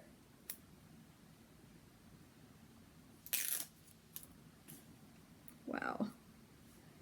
I love that both Pyrrha and Gideon were in love with Wake, and both having an affair with. I'm sorry, that's the best thing I've heard all day. I mean, I didn't hear it today, but you know what I mean. Nona found herself sighing again, like her body wanted to let out all its sound at once. One of her ears felt slightly blocked, and when she tilted her head and blew her nose and pulled at her earlobe, a little trickle of water came out. "What if I don't like me?" she said. But Pyrrha didn't seem to understand. "Well, you'll probably start visiting clubs and trying to hit on the dancers and going from relationship to relationship, not really being able to commit." Nona was severe. "You talk too much, Pyrrha." For a moment she could not decide what to put in. She considered the foot, on the understanding that the foot was the furthest away from the head, so maybe it would take the pain longer to travel. But that would have messed with her shoe. Shoes never grew back. And she had never liked her hands. Yeah, I don't get that, but okay. I'm getting cold again. Nona reached out with her left one, trembling a little. She never minded pain as it happened, but she was a terrible baby anticipating, until she gasped, "Pyrrha, help, I can't, I'm frightened." And Pyrrha took mercy on her and grasped her by the elbow. She thrust Nona's arm forward. The tips of her fingers breached some invisible barrier, and they dissolved. Something awful was happening where her fingers met the barrier. The tops of her fingertips became a red and gray mist. A fine spray splattered back on her hand, or became tiny white drops of steam when they hit the barrier, and then those drops of steam became nothing. Pierre was holding her still as her hand burned apart. Her hand felt sick. Her hand felt like throwing up. It was like the lurching pain of having a tooth knocked out, if it was about 100 teeth and they were all at the ends of your hands. Oh, honey. But, like, what the fuck? I'm putting another yellow there. She never liked her hands. Is that an Electo thing or a Gideon thing? Oh, God, who knows? The worst part was what her hand was doing, because her hand freaked out. Great gouts of skin were suddenly traveling up where they shouldn't have been, looking like red and brown and white lumps of wax. Soft ferny sprouts of what she realized was their own bone were poking and trembling out of the flesh, spiraling forward as though trying to find somewhere to grasp onto, as though they could regrow her fingers in a safer place. That was what frightened her, watching her flesh resolve into extra fingers. What the fuck? Out of the wax, another hand sprouted, reaching back toward her as though it were a mirror, and Nona screamed, sickened, and thrust her hand into the wrist to get rid of it. With a retort like a million... What the fuck is happening here? Why is she growing extra hands? What's happening? Okay. With a retort like a million tiny fireworks, the red marks covering the corridor exploded. One went, then the next, and the rest all at once. Pop, pop, pop, pop, pop, pop. Like Honesty had bought them cheap at the dairy and thrown a match in the box. There was a noise like a car backfiring. The air shimmered, and a fine bloody powder rained down from the ceiling. Nona dropped to her haunches and clutched her hand between her thighs, afraid to look at it. Her heart was beating so hard she was worried it would burst. Her gaze lurched drunkenly, as though her eyes were independent of herself. For a moment she wanted to yell help, like she had done before, pretending to be the captain. She wanted to shout. She wanted to be listened to. She wished the barrier had taken her hands. She wished she had thrust herself into it, become that big, seething mass of flesh and meat and tendrils, ruined her body, just melted it, come back messed up, so nobody could want her body but her, so that it would be hers and nobody else's. This was a horrible thing to think. Nona hated herself immediately and fervently. Oh, baby. Pyrrha had dropped down beside her, had gathered her in her big, dark, wiry arms, smelling fairly like sweat, her cheeks a little rough from the bristles where she hadn't shaved. Her throat was scratchy and nice, and Nona buried her face in it and made little ah sounds until she felt better. Pyrrha had reached down and seized her hand and was saying, "You're fine, there's nothing wrong, look." But she couldn't make Nona look for fully 20 seconds. When Nona looked at last, it was fine. Her hand was perfectly normal, except the fingernails had grown way too long, massively long, so that one of her hands looked like a claw. Pyrrha immediately took out her pocket knife and shaved them down for her, a bit ragged, but much better. Brave girl. Sorry, Nona, no time to catch our breath. Go start opening doors, she said. I'm going to clean this up in case any of the wards are partially intact. Don't want the body losing chunks on the way out. She's going to be hell to carry. Nona's head swam again briefly, but she nodded. She set off down the corridor. She opened the first door on her left, but it was only a cupboard with some brooms. She jogged to the next one, a heavier door with a key still in the lock. She turned the key, pushed the handle, and stood on the threshold. I thought they thought that the soul would come back to Gideon's body as soon as she touched the body. I mean, I guess that's a guess, so Pierre's probably relying on the fact that might not work. This looks weird. Sorry. Okay, I'm focusing on the top part of my face where there's actually sunlight, so... It was just an ordinary bedroom. It didn't have any windows. There were probably at least a floor underground, and it was only lit by a single light bulb, so it was pretty dim. It looked wide. There was room for the whole bed, and would have been room for another if you pushed it up against the wall. And stretched out on the bed, nearly too big for it, was the girl from her dream, the girl who might be her. Nona tiptoed in, feeling absurdly that it was wrong to make noise, and peered at the body. She had not seen many dead bodies close up. The long corpse was dressed beautifully in white trousers, brown boots that looked nearly new, a white jacket with silver frogging and toggles. The jacket had been unbuttoned some. The girl looked like she had gone to sleep, with her shoes on after a long, tiring day. Her face had that half-past dream expression. Her red hair was even redder in the dark, brighter than Pyrrha's and redder than Honesty's, and the little wreath of bones and blossoms was askew over her temples. She had a decided chin and a nose that was the complete opposite of Nona's nose, one that put her in mind of one of those big poison desert cats Born in the Morning was crazy about. Poison desert cat, what? Nona wasn't at all sure she was beautiful. The face wasn't bad. It made her think of something, but nothing bad really, only dead. Her skin was very much dead person skin, ashen and tinted the wrong color around the nostrils and the mouth. But even if she hadn't been dead, Nona was critical. Her eyelashes were very dark, but short and curly, whereas Nona thought all eyelashes should be long and straight. Her own eyelashes were long and straight. The corpse had too much mouth and a dimple. Nobody in her home had a dimple. You could not at least see the veins in her eyelids, which were heavy and cold and deep-set, but Nona thought it was going to be a shame to go from being so lovely as she was, to being so red-headed.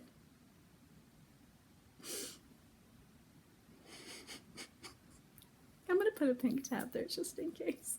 This is starting to feel a little bit like, I think Gideon does understand her own attractiveness, but I'm not actually sure. No. It'd be funny if it was just like, Gideon being like, yeah, Hero's hotter than me, I don't want to be myself again. I want to be the hot person. The confusion of, do I want to be this hot person or be on them? Nona put her hand close to the corpse's cold hand, very tentatively, expecting something to happen once she touched it, that she would suddenly melt away or pop out of existence like a soap bubble. What happened made her think much better of the corpse. It opened its eyes, and its eyes were yellow, the gold of the old sky like hers, only much foggier. They were beautiful. Nona had always adored her eyes, and here they were again on the corpse, only partially spoiled for being dead. They looked like treasure at night. Ooh, that is so pretty! I just skipped ahead! I'm fine! Okay, we're gonna use, there's no point at this point, but we're gonna use this again. The corpse looked at her in such mute, helpless appeal, spoke to her in her first language, that Nona did not have to think about what she did next. She leant down and laid a kiss right on that cold, dead, crooked mouth. She kissed her just the once. The corpse's mouth was soft and rough and cold and did not respond to Nona's mouth, but a tremble went through the upper body. Nona was surprised and relieved to find the corpse girl tasted like toothpaste. At the tremble, Nona pulled back, self-conscious. The expression on the corpse's face could not have been more rigid with shock and disbelief. She found herself saying, a little defensively, "You look like you wanted to be kissed, that's all." Nona, I love you so much! What the fuck is happening, though? A shadow crossed the doorway, blocking out quite a lot of the outside light. Nona turned around and said, "Pyrrha, I'm really sorry, I messed up." But Pyrrha was staring at the corpse girl as though she had seen a ghost, or maybe two. Oh, is that because it wasn't Gideon's soul inside Hera's body after all? When Nona turned to the girl, she was taken aback. The corpse's eyes were closed, and she lay completely still on the bed, arms loose, limbs heavy and untidy, the very picture of deadness. Pyrrha crossed over, stared down at the barely illuminated corpse, and said, "Yeah, that's Gideon Nav, all right. I'd know her anywhere. I wouldn't need to be told. Talk about being the mother's daughter." Nona was puzzled. "Who?" "You've seen her photo." And Pyrrha said, and she reached over, hovered a hand quite close to Gideon's face, and then pulled it back, apparently having thought better of it. "Blood of Eden, mass-manufactured him. Wasn't even a good shot. But this kid's the spit of her, nearly. She's him in the eyes and the brows. Amazed Mercymore didn't see it. She wasn't looking for it, I guess." "Her mother was the woman who broke your heart," guessed Nona. "Yes," said Pyrrha, "and let's not get too cute about it, though. My best friend and I punched her out an airlock. Apart from that, I was ready to commit." For some reason, Nona felt vaguely hurt and envious. She didn't have a mother for Pyrrha to have punched out an airlock. Nor had Pyrrha ever looked at her the way she now looked at the dead corpse with red hair. Kind of soft-guarded want, a hunger, a living desire to take the corpse in her arms like Kevin's one he desired with his dolls, to own, to squeeze, to cosset, and destroy. What the fuck? I mean, that's beautiful, but what the fuck?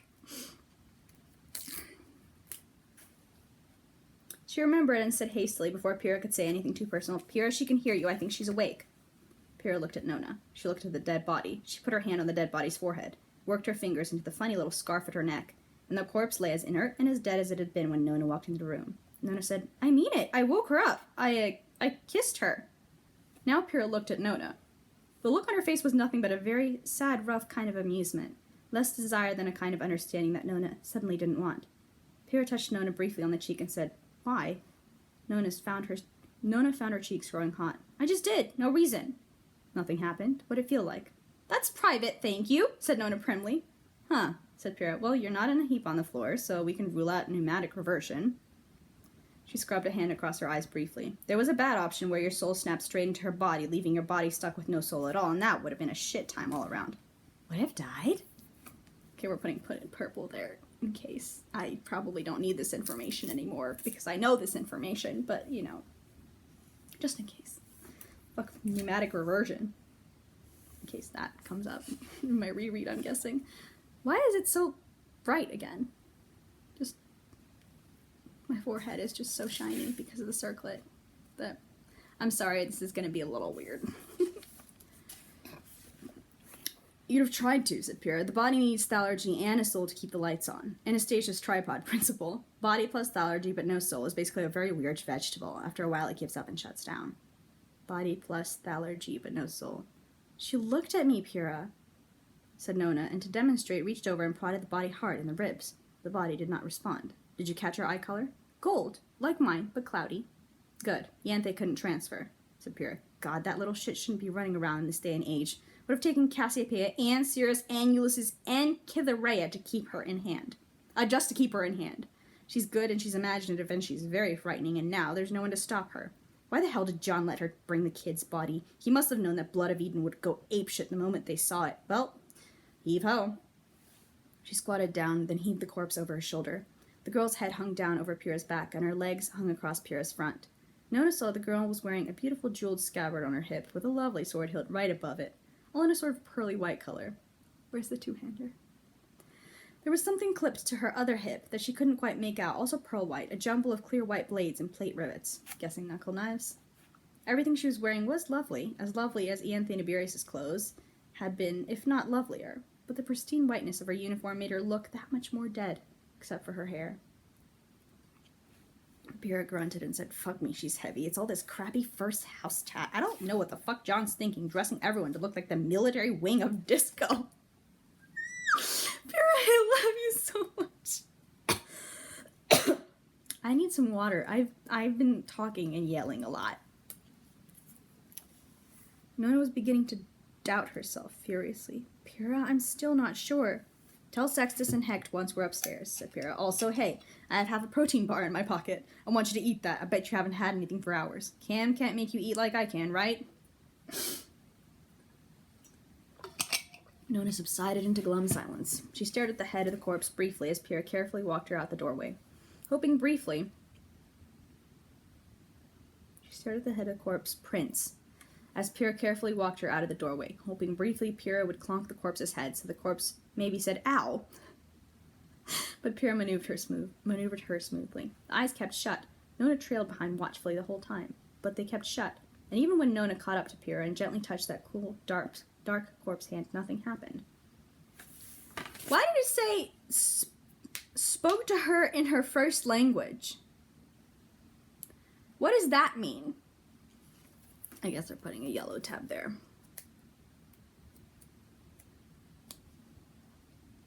I'm reading that part again.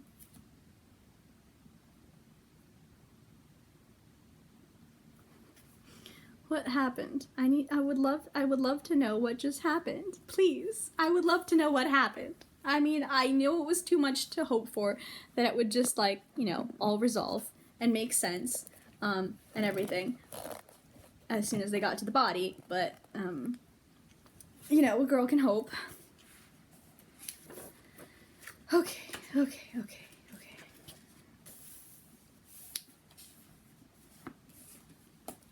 As they passed through the broken wards of the corridor, now completely scuffed out, Nona found herself staggering. Pyrrha said, "You okay? Can you keep up just a little longer?" She said, "Yes," and tried to keep up. They took 2 rights, and thankfully Pyrrha didn't ask for help as she heaved the corpse prints up the stairs. Crown was waiting for them in the corridor.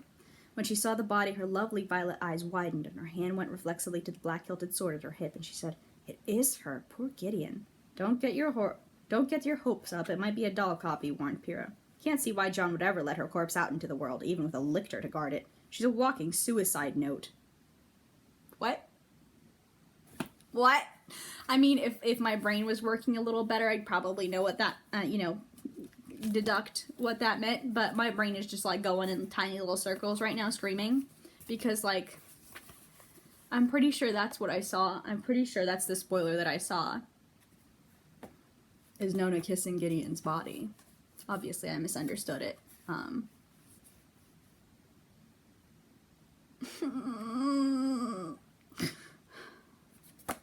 I knew it. It would never be that simple. This is not Sleeping Beauty. God.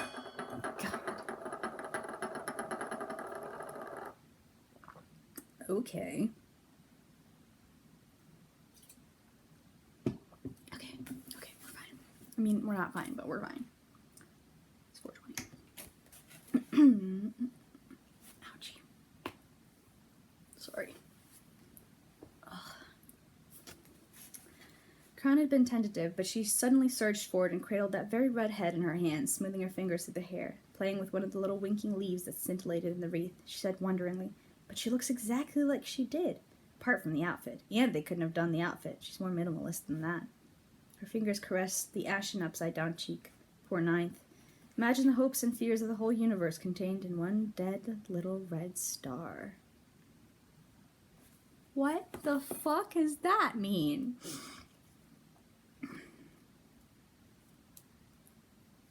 I'm putting a blue there because that's really cool. So now I'm thinking about, Gideon's a person. She's not a star. Electo's a star, though, probably. "If that's poetry, don't quit your day job," said Pyrrha. "What's the status of the shuttle?" Crown dropped her hand from the corpse's head. Hair and grimaced. "You're carrying the only good news. Calamity says the shuttle's fucked." His words exactly. He got surprisingly filthy. Filthy. "What? How? Is it warded?" "No, but the fuel is," confessed Corona, "and that stuff's not only combustible, Dve, it's pyrophoric. If we mess around with it too much, this whole barracks is going to go up and set light to most of the quarter." Nona said feebly, "I could probably—" "No," said Pyrrha. "Camilla says we forget the shuttle for now. We can come back for it. She wants we suffer to secure the 6th house, and we'll take it from there. I left them with the captain in the main hall," Crown added. Her forehead crumpled into its worried pucker again, and she said, "That's the other bad news. Judith's acting up. Her sedative's taking forever to kick in. The warden's working on her, but he says he can't do much. Why could Ianthe do necromancy through Babs's corpse, but Calamity's can't?" "Just answered your own question. Ianthe's a lictor, working through the corpse of her own cavalier. That body's hers to make a revenant out of," said Pyrrha. "He won't be able to do anything until he's back in his cavalier, and at this rate." She cut herself off and said, "Help Nona. She's worked too hard." Nona was about to protest, but Crown turned around and offered her back for a piggyback. Nona couldn't resist, even if it was a purely kitty thing to do. She let Crown pull her legs around her hips and heave her up onto her back, arms twined around Crown's neck, with Crown saying in her gallant, flirtatious way, "Now I have you, my pretty maid," and making Nona laugh, if weakly.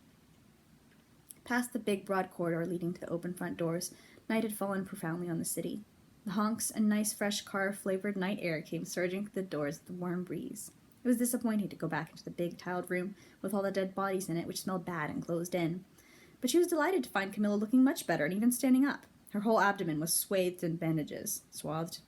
They had taken all the clothing off her top, and she was wearing Ianthe Nibirius' white jacket draped over her shoulders, but she was standing. Her face still looked gray, beneath its nice normal olive, and she was shiny with sweat, but she was healthy enough to shift her weight from side to side and jiggle one foot impatiently. The captain had been brought into the room and laid down with some rags rolled up as a pillow beneath her head. She kept moving restlessly, like lightning kept jolting through her arms and legs, like her knees and arms were attached to some drunken puppeteer. Her mouth kept opening, but Nona was devoutly grateful that nothing came out, nothing except a noise like, ah, ah, ah, ah. Bad shit like that. When Nona and Crown came in and Pyrrha with a corpse, both Palamedes and Camilla looked up at them keenly. Something in Palamedes' face changed and creased, and he said, "What, no reaction?" "No, Nona even gave the damn thing mouth to mouth," said Pyrrha. Nona was embarrassed at how her voice peeped when she said, "Private information, Pyrrha!" But Palamedes said, "Does that mean, is it just a copy? Put it down." Pyrrha fell to her knees, and Nona was interested to see how gentle she was with the red-headed corpse prince, which really did seem completely dead. Its arms and legs were heavy and limp. Crown squatted down so that Nona could slither down off her back. Camilla said, "If that's a copy, this is all over." "It can't be," said Crown blankly. "It very much can," said Pyrrha. "No, I mean, that doesn't make sense," she said. "If it was a copy, my sister didn't know it. She's been acting like she's been standing on the hot coals this entire time, and she wasn't doing it to fool me." Ow. Oh my god, why is my neck giving me trouble right now? Ah! Palamedes said, "Give me a moment." He fell to his knees next to the corpse, quite awkwardly. He wasn't moving as nicely as he usually did. As he fell, he said mildly, "Think I displaced a patella. It's not as easy with you, Cam. It's not as easy as with you, Cam. Right, Gideon, let's have a look at you." He undid her scarf, and Nona looked away. Beneath the scarf, a huge wound in the throat made the neck yawn wide open.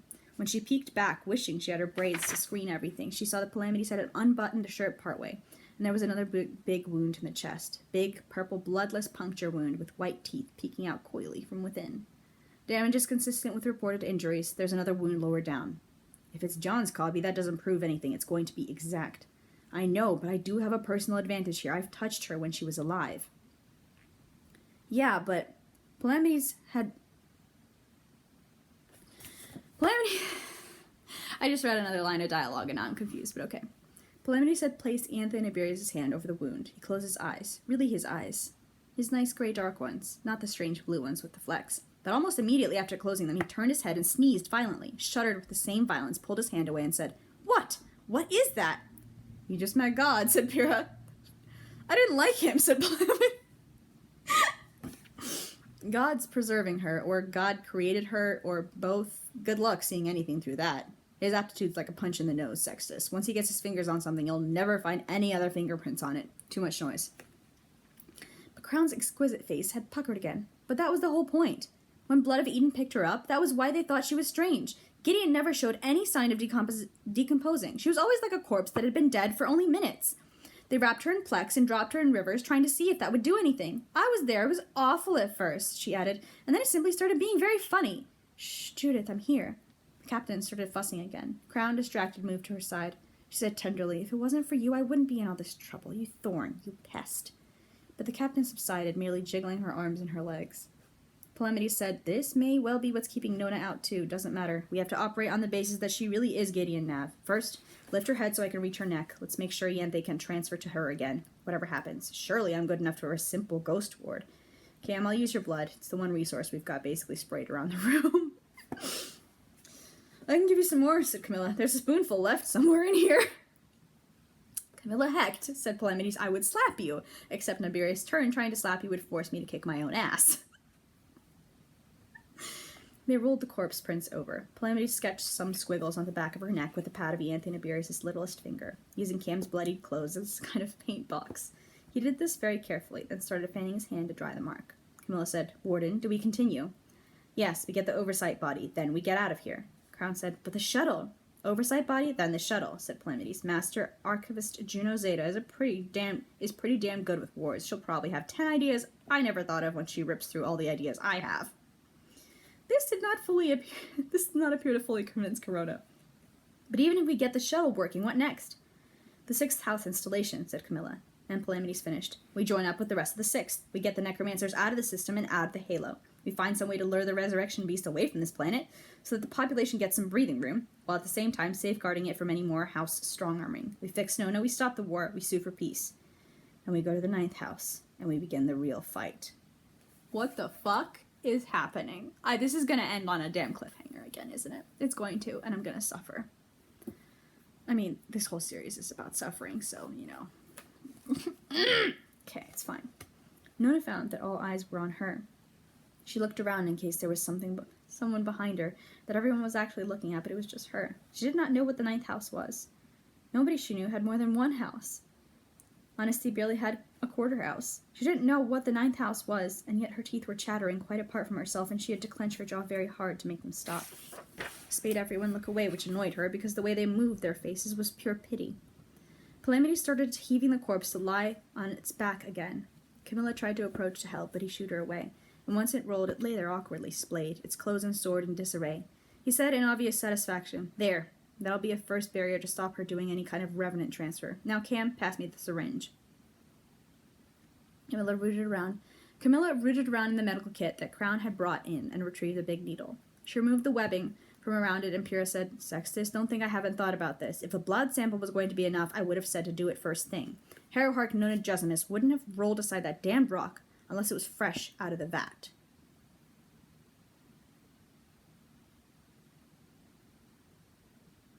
Yeah, but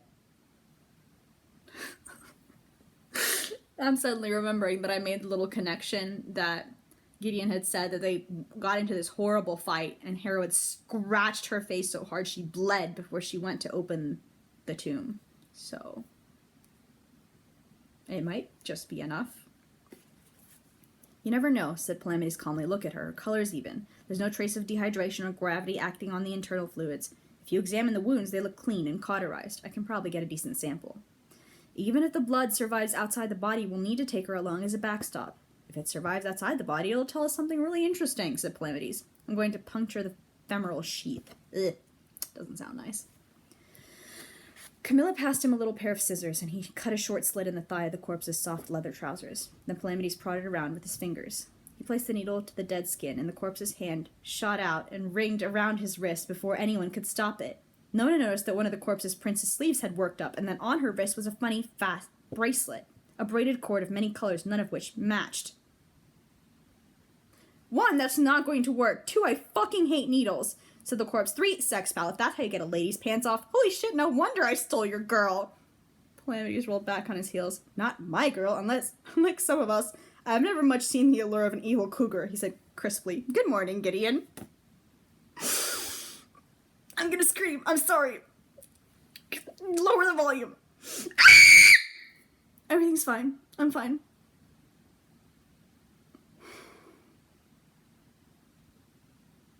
I mean, I'm not fine, obviously, but... Okay, I didn't expect to actually scream. I thought I was just gonna do, like, the little thing.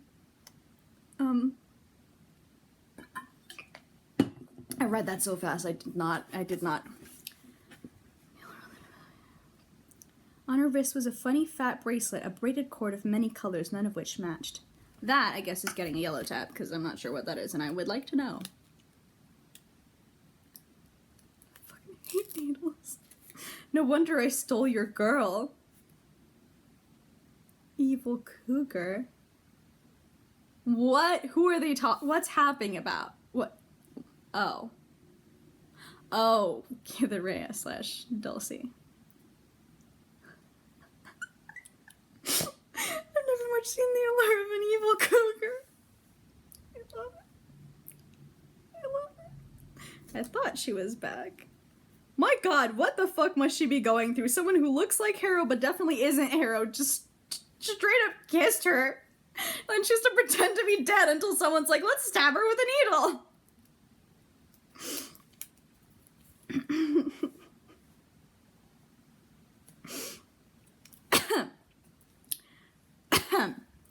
I kind of want some tea.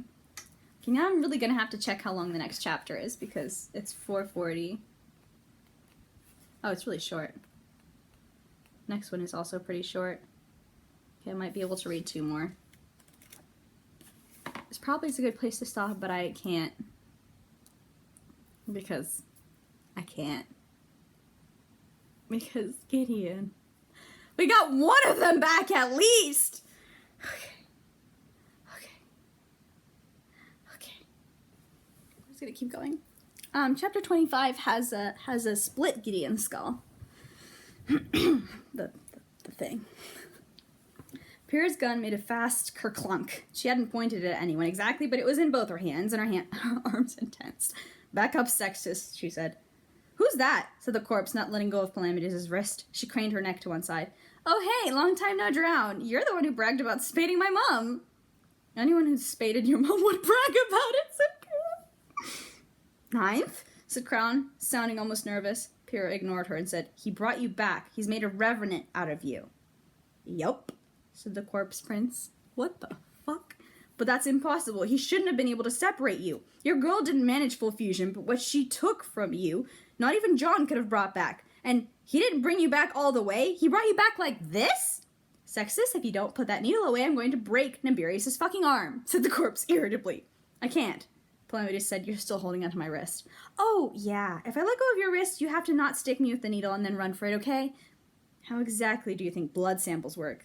Please, said Crown. I'm so confused. You're actually the ninth? Gideon? The ninth? You're what? Alive? Okay, what is happening? Nothing makes sense. Which is nothing new, obviously.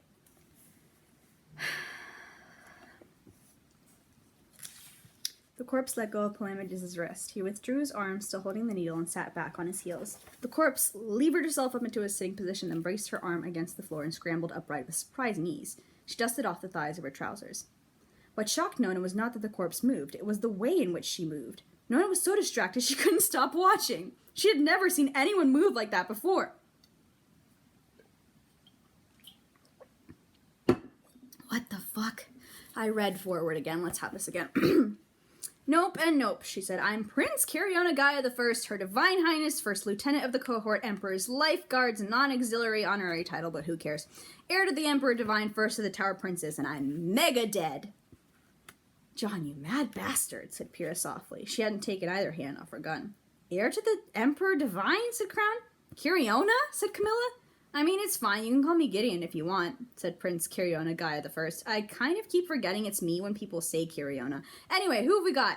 She glanced around the group with interest. Corona, looking great, ma'am, may I say. Camp, though probably not for long by the looks of it. Mumfucker Prime, Judith Juderos for some reason, or like her corpse, and Sex Pal. Oh, and this fake Nona Jessam's over there. She paused. Everyone but Corona can leave. How come your ambulance, Sextus? Thought you went bang. What is happening?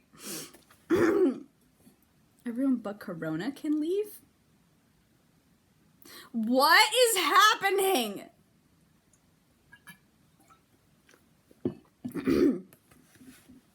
How long have you been awake? Asked Palamides, standing up with noticeably more difficulty than the corpse prince had done.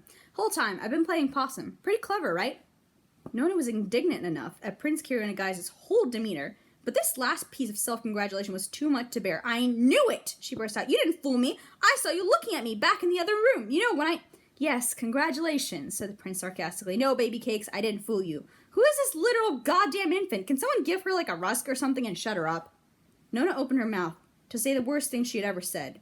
She didn't know quite what it was going to be, but she understood that when it emerged, it would be really bad. Perhaps the worst thing anyone had ever said. She could feel it bubbling in her throat. But Palamides shot her a beseeching glance, and she forced her jaw to clamp shut. Nona, sorry, but hold on, said Palamides. This isn't making as much sense as I'd like it to, and we're short on time. Nav, why did Ianthe lock you away in the first place if you're moving under your own steam? Oh, she got pissed that I came along for the ride, said Gideon. She shut me off in public so I wouldn't screw up the very important Sixth House mission. She made a sort of insulting noise by blowing air out very fast through almost cold lips, like, pfft. The ride? Said Palamides. Wait, you mean you both dropped through the river in that shuttle? Can't be, said Pyrrha, who was watching the prince narrowly. Not anymore. You've got a soul attached to you, kid, or part of one at least. John would have had to go with you to stop it being stripped bare. The corpse prince tilted her head to one side, like a curious bird. You haven't been in the river lately, have you? She said.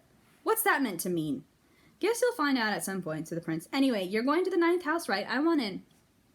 Why? Said Camilla. The prince shrugged. Why not? Nostalgia. Boy, how I miss the old place. There's no skeleton like a home skeleton, you know. I have so many happy memories there. Nav, said Palamides levelly, if you've been awake this whole time, you know perfectly well what we're doing.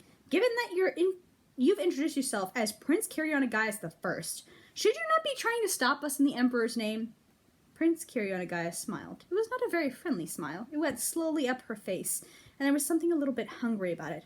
Oh, sex pal, she said. Do you want to fight me? What's happening? No, said Palamedes, at the same time moving one hand up and to the side to stop Camilla, who had taken a first step forward. I very much don't. I've already fought one of the so-called Tower Princes today. Beside that, I consider you a friend of mine. This filled Nona with vague outrage. She could not believe that someone as kind as Palamedes could be friends with someone as awful as Kiryonagaya. Oh my goodness. But I'm struggling to understand why you're here, what you're doing, what you want out of this. What do you want, Gideon? The corpse prince considered this. I don't want much of anything anymore, she said brightly. I just don't really give a shit. I got on Ianthe's shuttle because it looked more... I just don't really give a shit. I got on Ianthe's shuttle because it looked like it was more fun than standing around at home, watching parades and getting saluted. I could kill all you guys and John would probably give me another medal or something. Okay, not you, Corona. Ianthe would never shut up about it, but, medals. I want to go where stuff's happening. And I feel like I've got unfinished business on the 9th. Very cultural, very personal.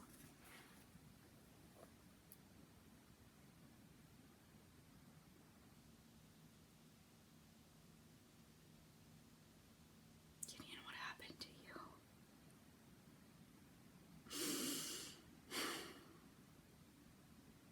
All right. Hera's gone, so nothing else matters.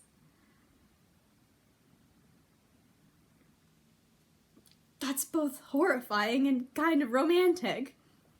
Okay, I'm just gonna keep reading, otherwise I'm gonna start crying. She's lying, said Nona instantly. With all the white noise coming from the corpse prince, she couldn't tell exactly where the lie was, but it was buried deep around her smile.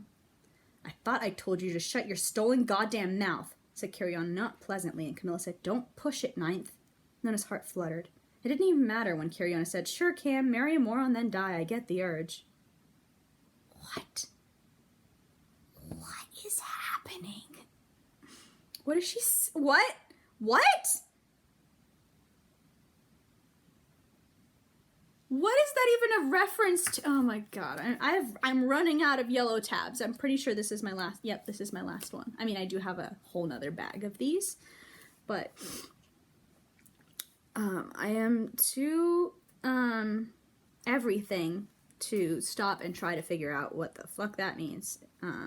Maybe someone will explain it to me. I'm sorry I keep asking these dumb questions. No, actually, I'm not sorry. This is just how it works. I'm sorry. That's just how I am. That's how I read. That's how this is going. I don't think anyone cares too badly, otherwise you probably wouldn't be watching it. Everything's fine. Everything's fine. Everything's fine. Okay. Okay. Palamedes repeated very patiently, What do you want, Gideon? The corpse prince didn't turn an eyelash. I want to go back. Who cares about my reasons? That didn't look like a lie. Crown looked at Nona. Nona shrugged. Crown looked desperately at Palamedes. Palamedes, Nona noticed, was looking curiously rock-like, giving nothing away. Crown said, Warden, please, we need her. Yeah, you do, said the prince. I don't come in test tubes, so you can either let me hitch back to the 9th, or you can all come at me together and see if you can draw a single drop of my dead-ass blood. Go nuts. I get a little bit of excitement in my day, whatever happens. I have the horrible feeling that Nona's gonna end up finding her. Poor Nona. She has no idea what's going on. Camilla twitched forward and the prince saw her. She grinned. Yeah, that's the spirit. She said, Come on, Cam, you're still mostly alive, right? Here, look, I'll make it easy on you. She rolled up one sleeve and stuck the bare forearm out in front of her, fist clenched, steady. Try it. I'm ready for my shot, Doc. Camilla stepped forward, more deliberately, keeping her eyes on the prince's eyes. Palamedes said, For heaven's sake, Nav, lay off the grandstanding. But Camilla took the prince's wrist, positioned the needle, and pushed the syringe decisively home. The needle snapped in half, like she'd jabbed it into the tile floor. Camilla staggered back, as if this had thrown her off balance. Kiryonagaya opened her hand, moved it steadily to Camilla's shoulder, then, like she was flinching, roughly shoved her away. Camilla fell back into Palamedes' arms. The prince stared at them. Her eyes weren't like Nona's at all now. They were hard and dead and bright, like something that had been dug up. My father has made my body's bones denser than titanium plex, said the crown prince coldly. My father has made my skin turn away bullets. I am the perfect sword hand and the final expression of the art of the 9 houses. Don't you get it? I'm the Emperor's construct. What the fuck? I still don't really understand what construct and revenant means. I mean, construct is constructed, obviously.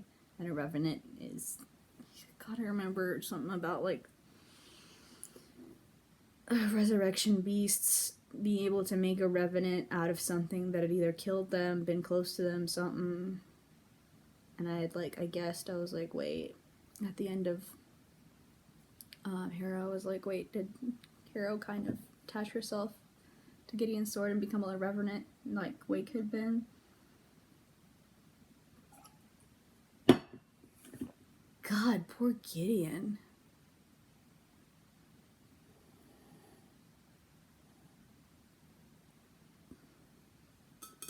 I mean, I should have been prepared for this. I wasn't, obviously. I guess I was expecting some cleaner, more, something different. But we're... Oh God. I said this already, didn't I? I was like, who's getting hijacked PETA vibes? Someone probably noticed that and was like, oh God, you're too correct. I understand narratively, but why you gotta keep hurting them? Why you gotta keep hurting the girls? Right, because plot. I'm not gonna scream again, my throat's already kind of sore. But I'm doing it in my heart, just so you know. Pyrrha said, shame you didn't get some spackle for your extra holes, right? Those are my speed holes. They help me go fast, said Curiona quickly. Then Curiona looked over at Camilla and the red splotch on Camilla's bandages, and her crooked mouth screwed up and she said, you're seriously going to end up like me if you keep fucking around.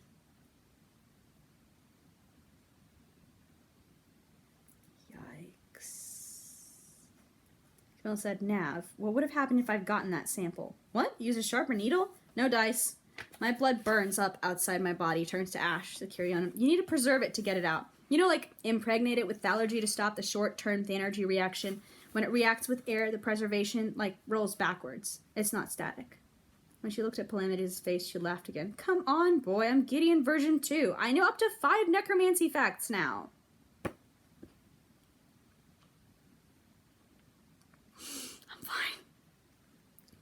For some reason, it was this that made Palamides look as though he'd been slapped. Ianthe Naberius' face screwed up briefly, and then he shook himself clear, and he said, if Blood of Eden knows you're up and walking, Gideon, they're going to handcuff you in about 16 different places. How do you feel about that? Curiona turned her body to look at them. Nona couldn't quite believe they couldn't all see it. But they weren't watching, goggle-eyed. They hadn't even seemed to notice. It was in Curiona's every movement, the bright, swift flexion of her arms, and the way she swung her legs, big and brash, and the weirdly easy light grace with which she moved her dead body. Nona had never seen anyone so sad in her whole short life. It had made her nearly afraid to die. Nobody locks me up anymore, said Curiona.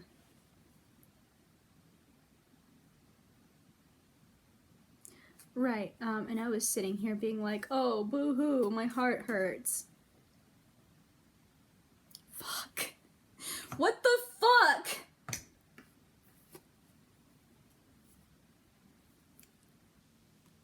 I don't even know what to put there anymore. Oh, what? Oh my goodness. What? It doesn't help that, like, I was already kind of tearing up before this, but always, for some reason, when I yawn, I tear up, so, like...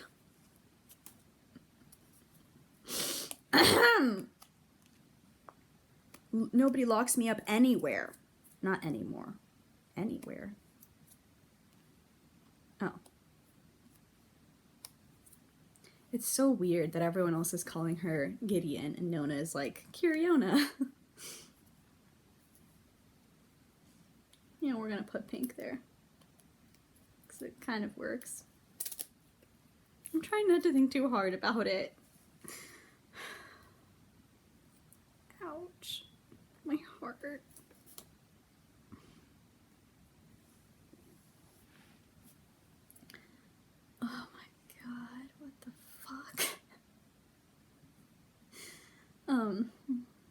someone's hero coming to the party. I want her back, even if she's been tortured this whole time like Gideon was. Or whatever.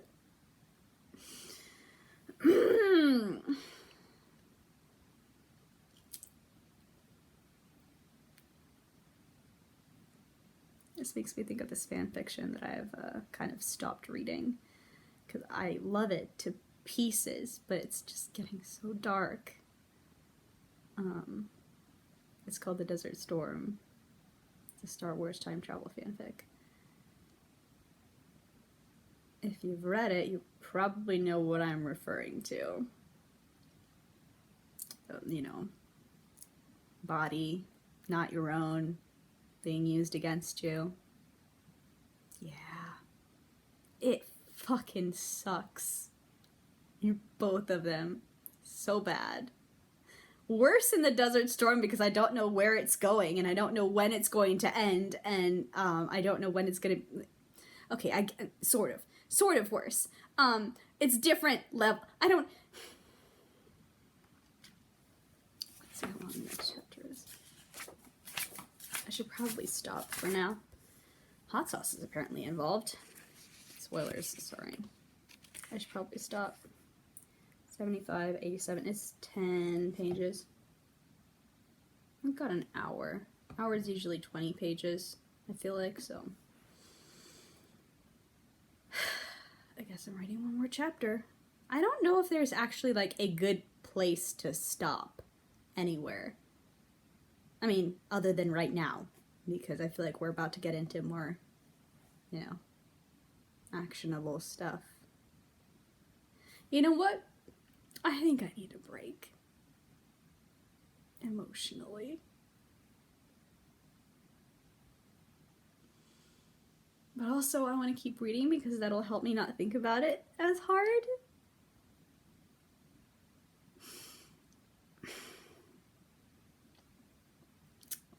Well, the sun is setting either way. I should probably move soon. It'll probably get dark within half an hour. So technically I could read the next chapter. I'm tired. I'm gonna take a break and try not to think about this while I export and edit it or whatever. Minimally edit. I just like press the auto wand so it fixes the lighting and the sound for me, and you know, do the little transitions and the fade out if I can remember. God. Ouch.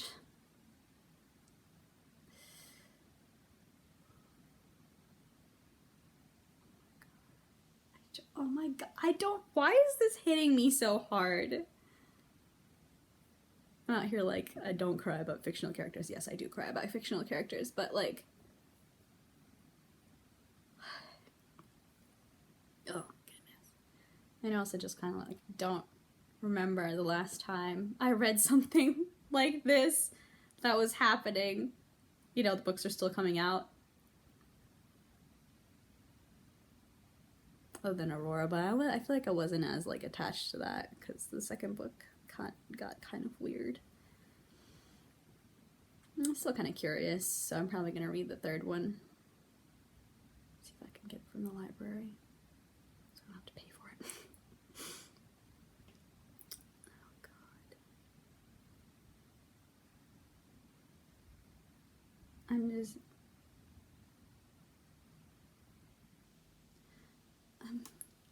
done. I'm done. I'm gonna put on a sweater. I'm gonna put on a very soft sweater. And I'm gonna, watch an ASMR video or something. What's the most comforting thing I can do? Other than probably make myself some tea, but that's effort, so. I'll have some tampons, probably. Okay. Bye.